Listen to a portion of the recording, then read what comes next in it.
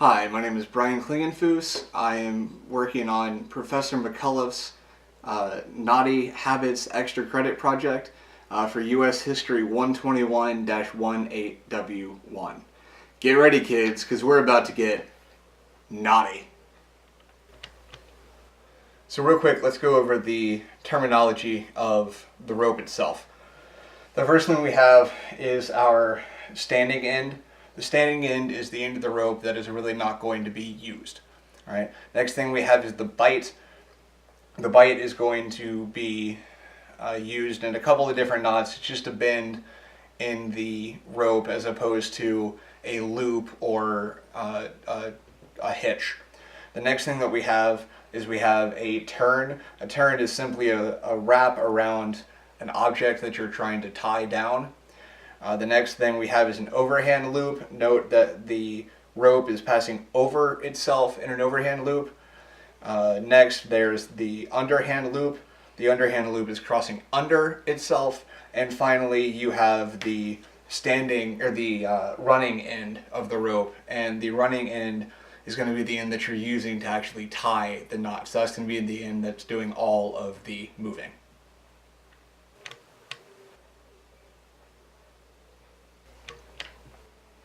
The first knot that we're going to talk about is the sheet bend. The sheet bend is a very easy knot to tie, and it's very good to tie two ends of rope together to lengthen the rope that you're using.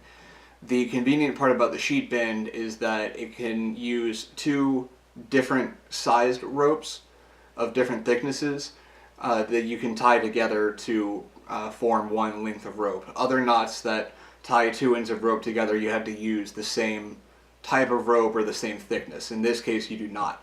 So what we're going to do is we're going to take our bigger rope and we're going to form a bight in it. You're not going to loop it over you're not going to loop the rope over itself. You're just going to form a bight.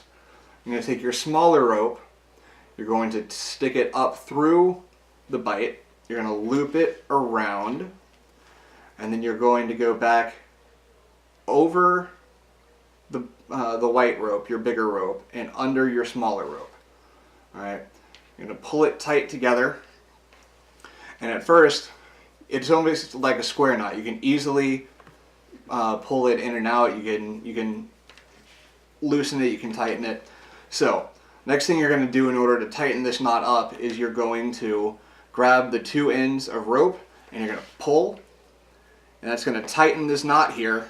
And now you have a much longer rope than you started with.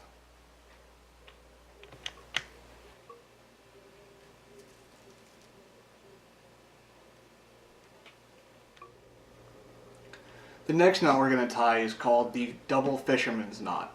Now the double fisherman's knot is another way to lengthen a piece of rope. It's a lot better than the sheet bend because the sheet bend can essentially weld together after a heavy load is placed on it, and it can be very difficult to untie. With the double fisherman's knot, however, regardless of the amount of weight that's put on the rope, you can still undo it by your own doing just as easily. Alright, so the first thing that we're going to do is we're going to take our blue rope, we're going to grab the white rope in our hand, we're going to take the blue rope and we're going to wrap it around our thumb once. Then we're going to go on the inside and we're going to wrap it around a second time. We're going to gently pull our thumb out. We're going to take the running end of our rope. We're going to run it from the inside to the outside and in through the two loops that you've just created. And you're going to pull that tight. Then you're going to take your white rope and you're going to do the same thing. You're going to wrap it around your thumb once, twice. You're going to slip your thumb out.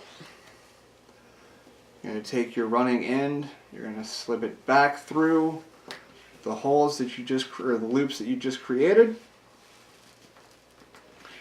You're going to tighten it up.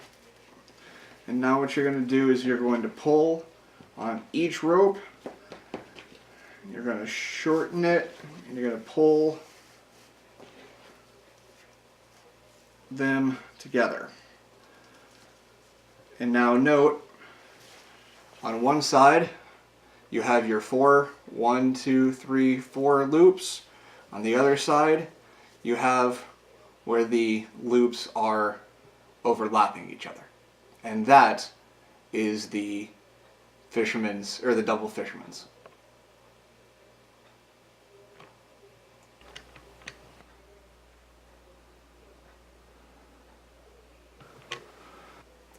Alright, the next knot that we're going to be tying is called the clove hitch.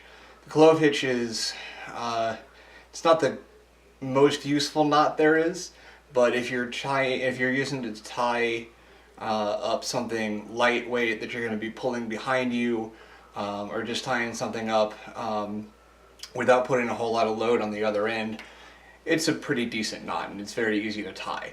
So what we're going to do is we're going to take our running end, we're going to wrap it around, so it's going to cross it over. You can see the intersection right here where the X is. We're going to take our running end, we're going to slip it under the top turn, and we're going to pull it tight. And as you can see, we have our clove hitch. Now, it shouldn't bind, it shouldn't jam, and it's not.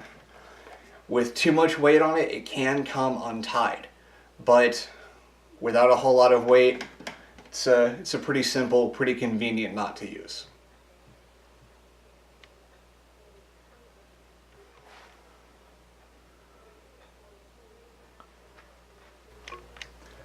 The next knot that I'm going to show you all is the full turn with 2 half hitches. So what we're going to do is we're going to take the running end of our rope and we're going to put it around whatever object you're tying the knot onto. You're going to loop it around a second time, or loop it all the way around rather. Let's give it a little bit more space here. You're going to take your running end, you're going to wrap it over your standing end and make a hitch. You're going to wrap it around and you're going to pull it tight. Next thing you're going to do is you're going to do the same thing on the opposite. You're going to take your running end, you're going to go under your standing end. You're going to pull it through and you're going to tighten it down. And that is your turn and 2 half hitches.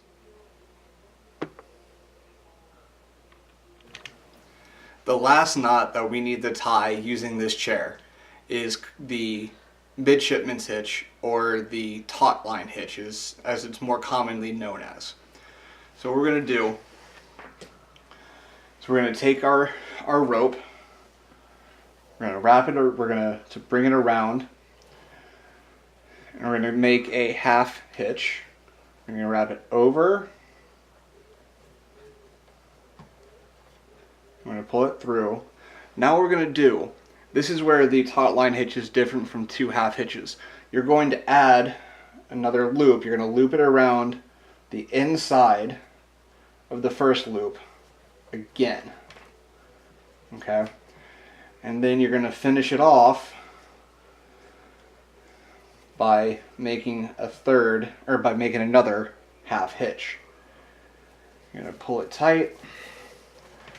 And this knot is very good for adjusting and tightening a line, whether it be for camping or on a boat, whatever it is. It's very nice that you can tighten it down or loosen it up as needed. Alright? And that is the taut line or midshipman's hitch.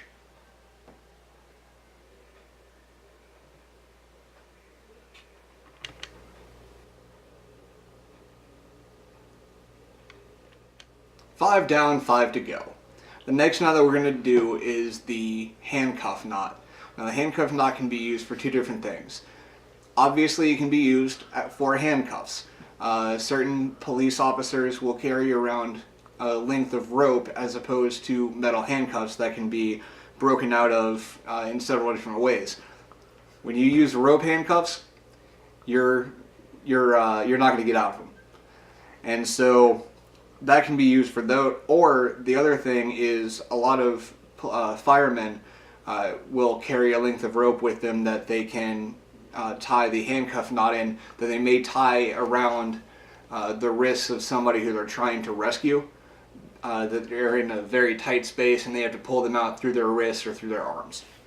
Alright, so what you're going to do is you're going to make an overhand loop and cross the rope over itself. You're going to do the same thing right next to it. You're going to make an overhand loop and wrap it over itself.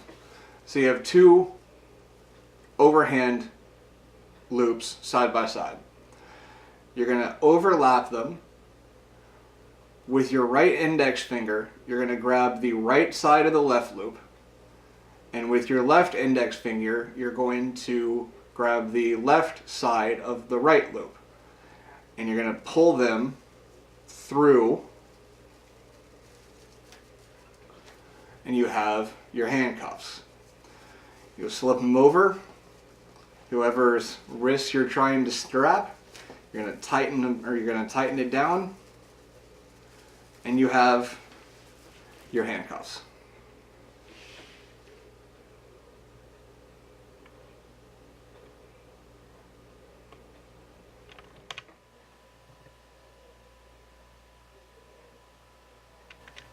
Okay. The next knot that we're going to do is one of my favorites to tie. It's called the Alpine Butterfly Knot. What you're going to do is you're going to take your rope, you're going to make an overhand loop, you're going to take your running end and you're just going to stick it up through the overhand loop. You're going to cross the running end back under itself. So you're going to have an overhand loop in your left hand and an underhand loop in your right hand. You're going to tighten the rope down. You're going to take your two loops and you're going to cross them directly over each other. So as you can see, my two loops are on top of one another, and we have this little extra strand of rope underneath. What we're going to do is we're going to grab that piece of rope. We're going to pull it back, up, and through our two loops. We're going to tighten it down.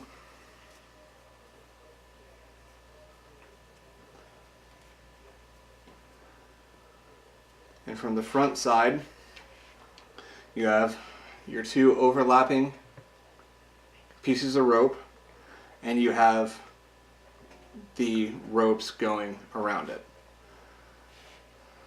And that is the Alpine Butterfly Knot.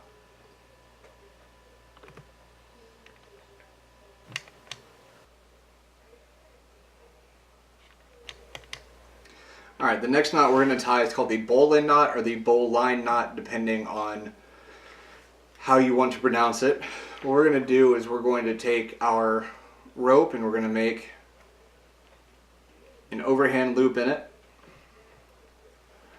We're going to take our running end, we're going to put it up through the hole, we're going to wrap it around our standing end, we're going to go back down through the hole that we've created, and you're going to grab your running end, your standing end, and one side of the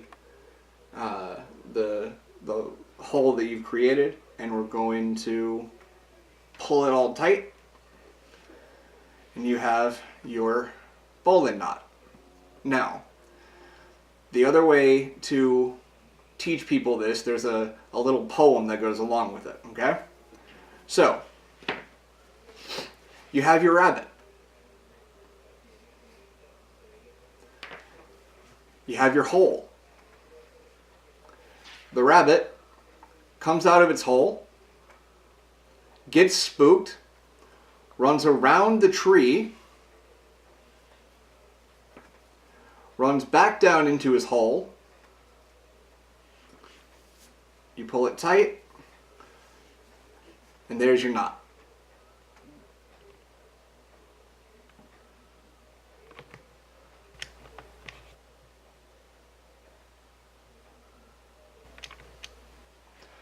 Alright, so I'm about to show you all how to do the one-handed bowline knot.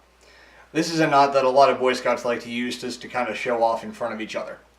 Alright, so what you're going to do is you're going to take your running end in your right hand.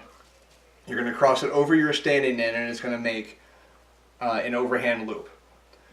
You're going to take your wrist, and you're going to wrap it under and through that loop that you've just created. So you have two loops now. You have one that's around your body and one that's around your wrist. All right?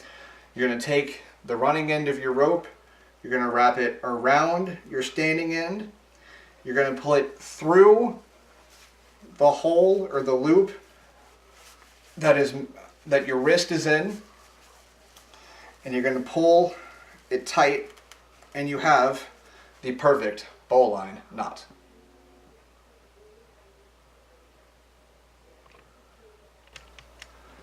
The last two knots that I'm going to show you all are very simple knots, and they're what they call stopper knots.